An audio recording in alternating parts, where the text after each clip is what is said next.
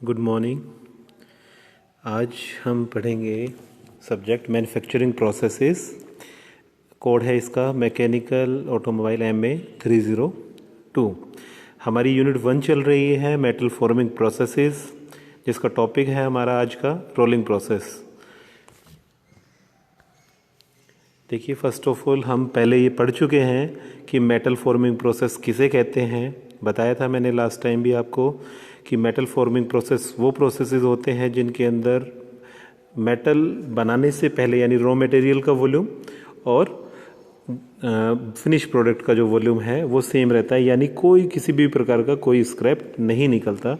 ऐसे प्रोसेसेस क्या कहलाते हैं? मेटल फॉर्मिंग प्रोसेसेस कहलाते हैं, जिसके एग्जांपल थे हमारे extrusion, wire drawing, rolling, forging. आज उसका एक टॉपिक है हमारे पास रोलिंग प्रोसेस। तो रोलिंग प्रोसेस किसे कहते हैं? तो देखिए, जैसे आपको डायग्राम शो हो रहे हैं, तो डायग्राम्स हैं। तो आप फर्स्ट डायग्राम में देखिए कि दो रोलर्स लगे हुए हैं। एक घड़ी के विपरीत रोलर चल रहा है ऊपर वाला, और जो नीचे वाला है वो घड़ी की दिशा में चल रहा है। ठीक है, यानी दो रोलर्स होंगे, एक एंटी क्लॉकवाइज और एक क्लॉकवाइज, जिसके कारण क्या हो रहा है, जो मेटल है वो एक साइड ज़्यादा व्यास का आ रहा है और दूसरी साइड कम व्यास का होके निकल रहा है। उसके साथ में नीचे वाटर कूलिंग की जा रही है, क्योंकि मेटल जो है, हम बार बार कहते आ रहे हैं कि मेटल जब गर्म हो जाता है तो उसके जो इंटरनल बॉन्ड्स हैं वो वीक हो जाते हैं, कमज़ोर हो जाते हैं, जिसके कारण क्या होता है कि बॉन्ड कमज़ोर हो जाएंगे तो हमें फोर्स कम लगाना पड़ेगा और मेटल जो है वो इजीली अपनी शेप को चेंज कर लेता है। ठीक है, तो आप देख पा रहे हैं कि मेटल को गर्म किया गया है। ठीक है, वो डिपेंड करता है कि किस टाइप की हम प्रोसेस कर रहे हैं, हॉट कर रहे हैं, कोल्ड कर रहे हैं या वार्म कर रहे हैं। ठीक है, वो कैटेगरीज मैंने आपको बताई थी। अब जैसा भी मेटल आएगा, रोलर्स के बीच में वो अपनी पोजीशन को चेंज कर रहा है। देखो, शेप बदल रही है उसकी, और अगर वो सर्कुलर है तो उसका डायमीटर होगा, अगर वो रेक्टेंगुलर है तो उसकी कुछ जो थिकनेस है वो कम हो जाएगी, और विड्थ इंक्रीज होगी और लेंथ इंक्रीज होगी।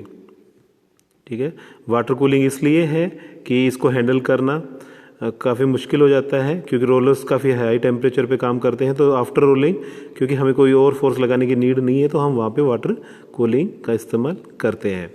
सेकंड डायग्राम इसी चीज़ का सेकंड डायग्राम है, बट इसमें आपको एक छोटी सी चीज़ दिखाई गई है कि जो रोलर्स हैं वो कंप्रेसिव फोर्स लगा रहे हैं मेटल के ऊपर, जिस कारण पहले वाले डायग्राम में हमने कहीं भी जो इसके ग्रेन्स हैं, यानी जो दाने हैं, जिन दानों से ये जो धातु है ये बनी हुई है, जिसको हम रोलिंग कर रहे हैं जिसकी, तो उसके ग्रेन्स नहीं दिख रहे हैं। सेकंड डायग्राम में हमने इन्हें ग्रेन्स को दिखाया है। आप ग्रेन्स को देख रहे हो कि उनकी शेप जो है काफ़ी बड़ी बड़ी है।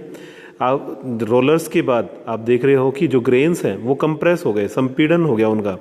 ठीक है, और उनके बीच में जो है वो क्या हो गया, और भी ज़्यादा आसपास आ गए हैं। मतलब एक दूसरे के ग्रेन्स जो है वो कंप्रेस होके काफ़ी, उनके बीच का जो गैप है वो काफ़ी कम हो गया, और ग्रेन का जो साइज़ है वो भी डिक्रीज़ हो गया, जिसके कारण आप देख पा रहे हो कि जो आउटपुट है उसमें ग्रेन्स के साइज़ छोटे हैं, और जो इनपुट है लेफ़्ट की तरफ उसमें ग्रेन का साइज़ काफ़ी बड़ा है। तो दोनों रोलर्स वर्क कर रहे हैं। लेफ़्ट की तरफ से हमने मेटल को एंटर करवाया, कंप्रेशन फोर्स लगा रोलर्स का, जिसके कारण जो ग्रेन्स हैं उनका साइज़ डिक्रीज़ हुआ, और हमें राइट हैंड की तरफ जो है कम ग्रेन साइज़ के कंपोनेंट्स या कम साइज ग्रेन साइज़ का जो कंपोनेंट है वो मिल रहा है। साथ में उसका साइज़ भी चेंज हो रहा है due to compression provide by the rollers. ठीक है, रोलर्स ने जो कंप्रेशन फोर्स दिया है उसके कारण ये हो रहा है। देखिए, लिखा भी हुआ है ओरिजिनल लार्ज इक्वेज्ड ग्रेन्स। देखो, इक्वलाइज्ड हैं और बड़े ग्रेन्स हैं। ठीक है, बट कंप्रेशन की वजह से क्या हो गया, ग्रेन का मतलब समझिए। सबसे पहले तो ग्रेन क्या होता है, देखिए किसी भी दाने होते हैं ग्रेन्स। ठीक है, दानों से मिलके बनी हुई है, पूरी मेटल्स हो, प्लास्टिक्स हो, जो भी चीज़ है वो ग्रेन से बनी हुई है, छोटे छोटे पार्टिकल से मिलके बनी हुई है, उन्हीं को हम ग्रेन्स कहते हैं। उनका साइज़ डिफरेंट डिफरेंट होता है, वो डिपेंड करता है कूलिंग पे, प्रोसेस पे, हीट ट्रीटमेंट्स पे, बहुत सारे प्रोसेस हैं जिन पे ये डिपेंड करता है। मैन्युफैक्चरिंग पे भी डिपेंड करता है किस प्रकार से आप उसे बनाते हो। तो आप ये देखिए कि हमारा रोलिंग क्या करता है, तो जो ओरिजिनल लार्ज इक्वल ग्रेन्स आते हैं उनको क्या कर दिया, रोलर्स ने कंप्रेशन फोर्स दिया, जिसके कारण वो क्या हो गए, छोटे हो गए, और हमारा जो कंप्रेशन की वजह से उसकी शेप भी बदल गई है। ठीक है, completely recrystallised small equiaxed grain. ठीक है, यानी रिक्रिस्टलाइजेशन मैंने आपको टेम्परेचर बताया था कि ऐसा टेम्परेचर जहाँ पे जो क्रिस्टल्स हैं वो वापस अपनी शेप्स को चेंज करने लगे, उसको रिक्रिस्टलाइजेशन टेम्परेचर बोलते हैं। तो न्यू ग्रेन्स आ गए मेरे छोटे साइज़ के। ठीक है, तो रोलिंग कहते हैं किसे हैं, कितने प्रकार के होते हैं, वो हम डिस्कस करते हैं। देखो, सबसे पहले तो रोलिंग की डेफिनेशन क्या है। The process of plastically deforming metal by passing in between rolls. देखिए, इसको समझिए कि ऐसी कोई क्रिया जिसमें क्या हो जाए, प्लास्टिकली डिफॉर्मेशन हो जाए, यानी परमानेंटली कोई चीज़ अपनी आकृति में परिवर्तन ले आए या उसमें ला दिया जाए प्रोसेस के द्वारा, उसको क्या कहते हैं, प्लास्टिकली डिफॉर्मेशन। ठीक है, metal by passing between the rolls, यानी दो रोलर्स के बीच में से किसी धातु को, मेटल को निकाला जाएगा, जिसके कारण क्या हो जाएगा, उसकी जो परमानेंटली शेप जो है वो बदल जाएगी, यानी प्लास्टिकली वो डिफॉर्म हो जाएगा। प्लास्टिकली मतलब परमानेंटली, इलास्टिकली मतलब टेम्परेरी। ठीक है, यानी दो रोलर की मदद से ऐसी क्रिया जिसके अंदर मैं धातु जो है उसकी आकृति को परमानेंटली डिफॉर्म कर दिया जाए, उस प्रोसेस को बोलते हैं rolling process. Rolling is the most widely used forming process. ये जो है रोलिंग प्रोसेस, ये बहुत ज़्यादा यूज़ होता है मेटल फॉर्मिंग जितने भी प्रोसेस है उनके अंदर, which provides high production and close control of final product. ठीक है, क्योंकि इसका प्रोडक्शन रेट काफ़ी हाई होता है दूसरों के कंपैरिजन में, साथ में जो फाइनल प्रोडक्ट आता है यानी फिनिश्ड प्रोडक्ट आता है उसकी टॉलरेंस, क्वालिटी, सरफेस फिनिश वो भी काफ़ी अच्छी आती है। Next, the metal is subjected to a high compressive stress as a result of the friction between the rollers and the rolling process metal surface.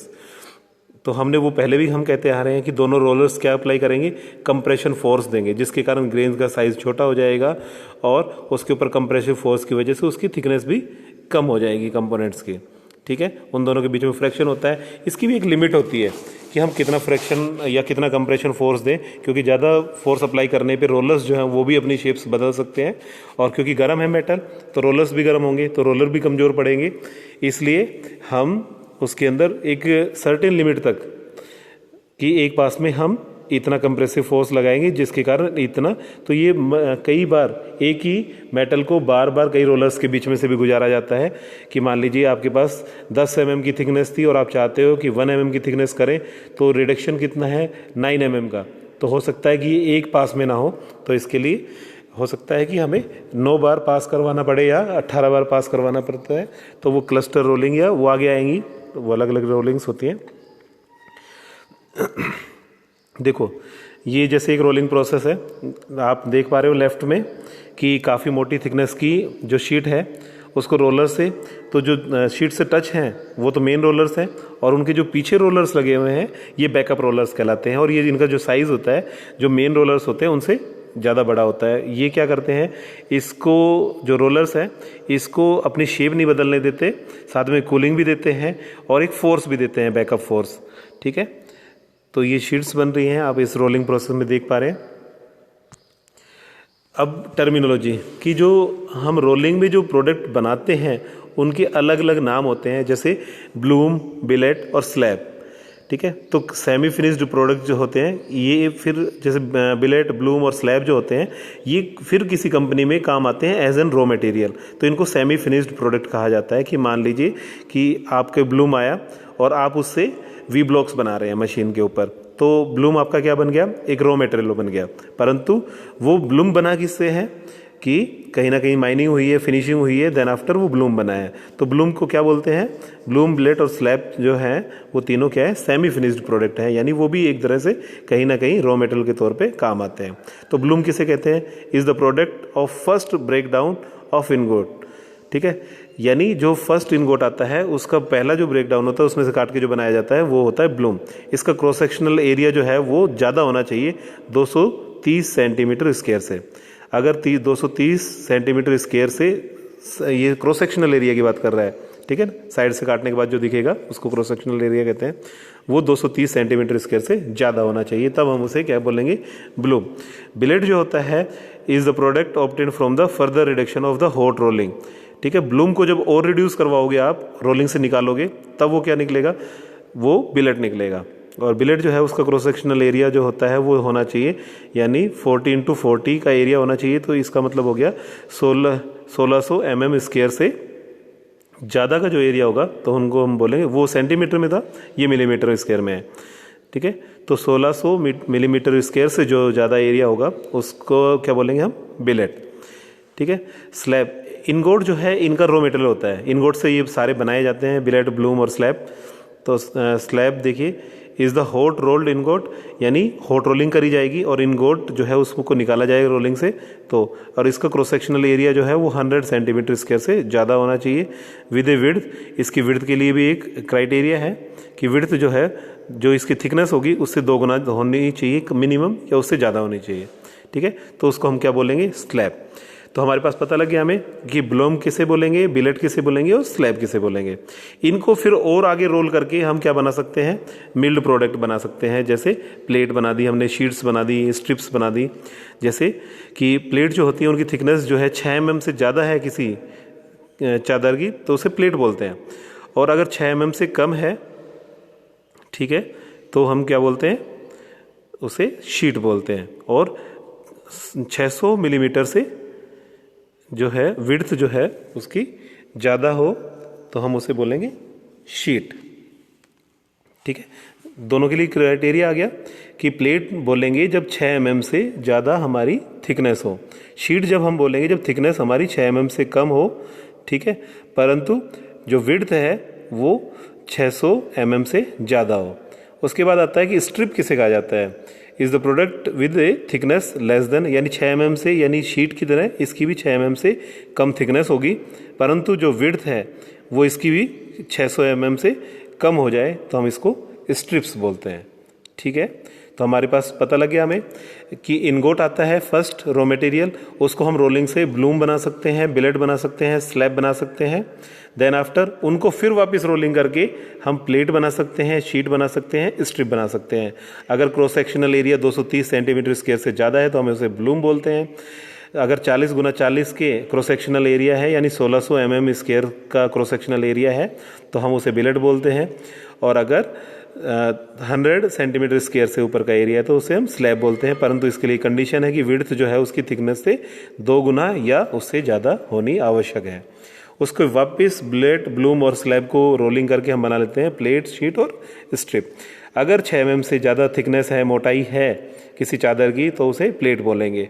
और 6 mm से कम है और चौड़ाई 600 mm से ज़्यादा है तो हम उसे शीट बोलेंगे। और स्ट्रिप बोलेंगे कि 6 mm से कम तो थिकनेस हो, साथ में विड्थ जो है वो 600 मिलीमीटर से कम हो तो हम उसे स्ट्रिप बोलेंगे, ठीक है। ये हमारे रोलिंग जो प्रोडक्ट्स होते हैं उनकी टर्मिनोलॉजी है। अब आता है कि हॉट रोलिंग और कोल्ड रोलिंग की 2 प्रकार की रोलिंग होती है। तो हॉट रोलिंग जो होती है जहाँ initially breakdown of ingots, ingots actually raw materials होते हैं जिनसे ये सारी चीज़ें बनाई जाती हैं, इनटू ब्लूम्स एंड बिलेट्स, ठीक है। कि फर्स्ट पहली बार जब हम इनगोट को ब्रेक करके उससे ब्लूम और बिलेट बनाते हैं, is generally done by the hot rolling. ये हॉट रोलिंग से प्रोसेस किया जाता है। हॉट रोलिंग मैं आपको पहले भी बता देता हूँ, जहाँ पे हॉट आए दैट मीन्स आप समझ लीजिए कि वो अबव रिक्रिस्टलाइजेशन टेम्परेचर्स के बात कर रहा है। रिक्रिस्टलाइजेशन टेम्परेचर जहाँ पे क्रिस्टल्स वापस रिक्रिस्टलाइजेशन होने लगे, यानी जहाँ क्रिस्टल अपनी वापस बाउंड्री बनाने लगे, ठीक है। जहाँ ये दो दाने दिखाए थे हमने रोलिंग में, ऐसे तापमान जिसके बाद ये जो दाने हैं वो अपनी बाउंड्री को बदलने की कोशिश करने लग जाएं, वो रिक्रिस्टलाइजेशन टेम्परेचर होता है, ठीक है। तो हॉट रोलिंग से क्या क्या बनाए जाते हैं, प्लेट, शीट, रोड, बार, पाइप और रेल्स, जो ट्रेन की आपकी पटरियाँ होती हैं वो भी हॉट रोलिंग से बनती हैं, ठीक है। नेक्स्ट आता है कोल्ड रोलिंग। तो हमें इसका क्राइटेरिया पता होना चाहिए कि बिलो द रिक्रिस्टलाइजेशन टेम्परेचर, यानी रिक्रिस्टलाइजेशन टेम्परेचर से कम, यानी तापमान किस में कम रहेगा, कोल्ड रोलिंग में। हॉट रोलिंग में अबव रिक्रिस्टलाइजेशन। और एक होती है वार्म रोलिंग, उसके अंदर अबव द रूम टेम्परेचर, ठीक है। तो cold rolling of metal has played a major role in industry by providing sheet strip foils with good surface finish and increased machining mechanical strength with close control of product dimensions. यानी cold rolling से हम जो industry में आप देख रहे हैं, sheet आती हैं, ट्रिप्स आती हैं और आपकी जो फॉइल्स आती हैं, जैसे आप रोटी वगैरह लपेटने के लिए काम करते हैं, तो वो फॉइल्स भी किससे बनती है, कोल्ड रोलिंग से बनती है। कोल्ड रोलिंग के बेनिफिट्स ये हैं कि बहुत अच्छी सरफेस फिनिश आती है, मैकेनिकल स्ट्रेंथ जो है वो इंक्रीज हो जाती है, और जो डायमेंशन रिक्वायरमेंट होती है प्रोडक्ट्स की वो काफ़ी क्लोज हो जाती है, कि हमें जितना डायमेंशन रिक्वायर्ड है हम उस डायमेंशन में उसको बना सकते हैं, ठीक है। उसके बाद आती है मील रोल्स, कि कितने प्रकार के मील रोल्स होते हैं। तो देखिए आपको अलग अलग टाइप के ये जो बेलन है वो दिख रहे हैं, अंदर से खोखला भी हो सकता है, अंदर उसके अंदर स्लीव भी डली हो सकती है, यानी कंपोजिट स्लीव, या कंपोजिट रोल भी हो सकता है जो अंदर से जैसे बेलन आकार का है, ठीक है। तो ये नीचे जो आपको डायग्राम दिखाया हुआ है, elastic deformation of 4 high reel, क्योंकि जब मेटेलिक प्रोडक्ट्स हैं, इनगोट जो हैं, ब्लूम, तो उनमें उनके ऊपर उनको कंप्रेस करने के लिए काफ़ी फोर्स अप्लाई करना पड़ता है। तो आप नीचे वाले ब्लू डायग्राम को देखिए कि रेड जो है वो हमारा वर्क पीस है, वो हमारा कुछ भी हो सकता है, बिलेट भी हो सकता है, ब्लूम भी हो सकता है, या कोई इनगोट भी हो सकता है। उसके कारण बेलन जो है उसने देखो सर्कुलर शेप हो गई। अगर ऐसी सर्कुलर शेप होगी तो जो प्रोडक्ट बन के आएंगे वो भी साइड से तो क्या हो जाएंगे, पतले, और बीच में जो है मिडिल पोर्शन जो है उसका ज़्यादा डायमेंशन का हो जाएगा। इससे तो प्रोडक्ट जो है वो डिफेक्टिव बनने लग जाएंगे। तो इसलिए हम क्या करते हैं, बैकअप रोल दे देते हैं उनको। बैकअप रोलर्स जो हैं वो बड़े होते हैं, हैवी होते हैं, ठीक है। तो इसमें बैकअप रोलर की वजह से क्या हो जाएगा, रोलर जो है वो अपनी शेप में कैम्बर जो है वो नहीं होने देते, ठीक है।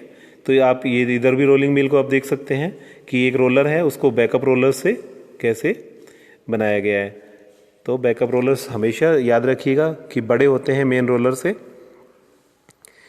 अब आता है कि कितने typical arrangement of rollers for rolling mills. Rolling के लिए हम कितने प्रकार के जो रोलिंग मिल्स है वो यूज़ करते हैं। फर्स्ट अरेंजमेंट जो होता है हमारा वो होता है 2 हाई मील, या इसको पुल ओवर भी बोलते हैं। जैसा ये डायग्राम ए में शो किया गया है कि 2 ही रोलर होंगे, ठीक है ना। 2 हाई मील है तो यानी 2 हाई का मतलब कि 2 होंगे इसके अंदर, ठीक है।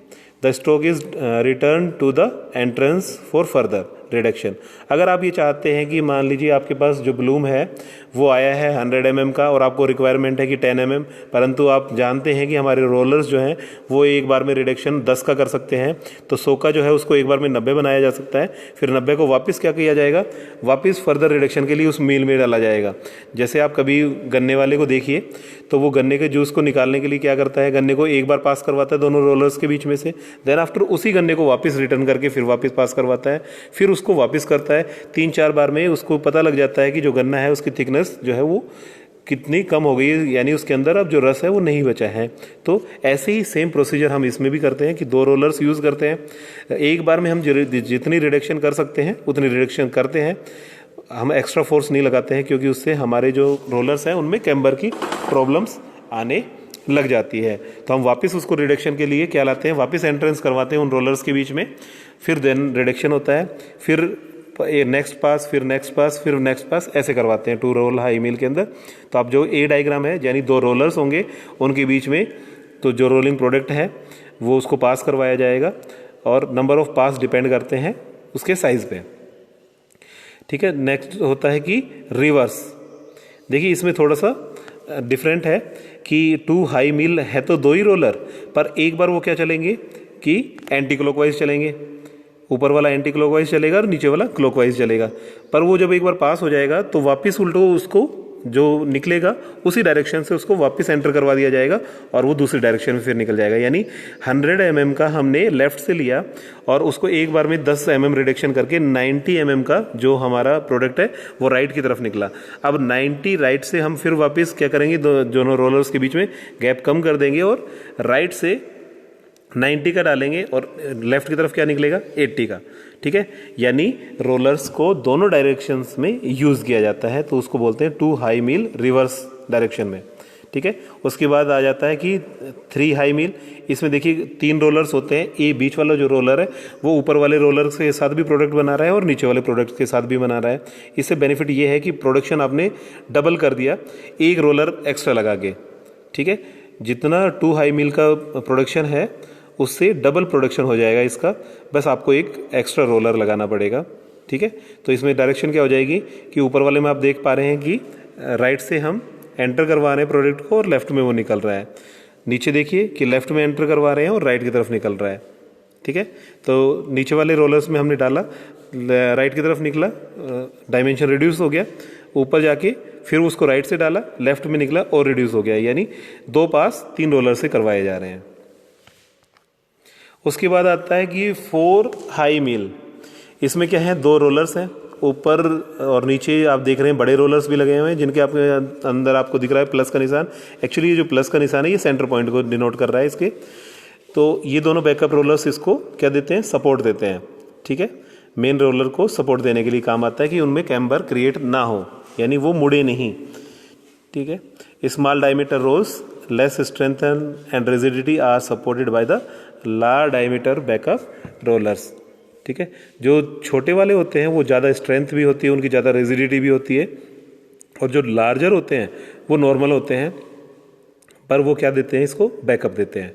नेक्स्ट आता है क्लस्टर। क्लस्टर मतलब एक झुंड है ना, एक बहुत बड़ा मतलब झुंड सा होगा। जैसा आप देख पा रहे हैं काम तो कौन कर रहे हैं, वो 2 नीचे के छोटे छोटे रोलर्स कर रहे हैं। ये डायग्राम में देखिए कि 2 जो प्रोडक्ट के टच हो रहे हैं वो 2 रोलर काम कर रहे हैं, परंतु उस रोलर को 2 छोटे उससे बड़े बैकअप रोलर सपोर्ट कर रहे हैं और उन 2 रोलर्स को 3 और बड़े बैकअप रोलर्स सपोर्ट कर रहे हैं। इससे क्या हो गया कि क्लस्टर फॉर्मेशन हो गया कि आप एक पास में ज़्यादा रिडक्शन कर सकते हैं, ये इसका बेनिफिट होता है, ठीक है। 2 हो गया, 3 हो गया, 2 में रिवर्स हो गया, 4 हो गया, क्लस्टर हो गया। नेक्स्ट होता है प्लेनेटरी। इसमें क्या होगा कि जो बैकअप रोलर है, बैकिंग रोल्स, उसके चारों तरफ छोटे छोटे रोल्स लगा दिए जाते हैं। इससे बेनिफिट ये होगा, देखिए कि आप एक बार में ज़्यादा रिडक्शन कर पा रहे हैं और हर एक रोलर्स को ठंडा होने के लिए समय मिलेगा कि वो 360 जब घूम के आएगा, ठीक है, तो तब तक वो कूलिंग कर सकता है। तो इसकी देख लीजिए परिभाषा, consist of a pair of heavy backing rolls, ठीक है, कि बहुत सारे बैकिंग, एक बड़ा बैकिंग रोल होगा जिसके चारों तरफ प्लेनेटरी क्या रोल लगे होंगे और supported by large number of planetary rolls, यानी एक बड़ा बैकअप रोलर है उसके चारों तरफ प्लेनेट की तरह छोटे छोटे रोल्स लगे हुए हैं। Each planetary rolls give an almost constant reduction to the slab as it sweeps out a circular path between the backing rolls and the slab, यानी हर एक जो प्लेनेटरी रोल है वो क्या करेगा, एक सर्टेन कांस्टेंट रिडक्शन देगा और उसके कारण क्या हो गया, हमें एक प्रोडक्ट मिलेगा। देखिए अब different type of rolling process, वो तो हमारे कैटेगरीज हो गई रोल के हिसाब से कि रोल कितने प्रकार के होते हैं, 2, 3 रिवर्स, 4 क्लस्टर, ठीक है। ऐसे ही आता है कि हमारा जो रोलिंग प्रोसेस है वो प्रोडक्शन के हिसाब से भी होते हैं, continuous rolling, transverse rolling, shaped rolling, section rolling, ring rolling, powder rolling, continuous casting rolling, hot rolling, thread rolling, ठीक है। तो ये हमारे बहुत सारे रोलिंग प्रोसेस होते हैं, इनको हम नेक्स्ट लेक्चर में पढ़ेंगे।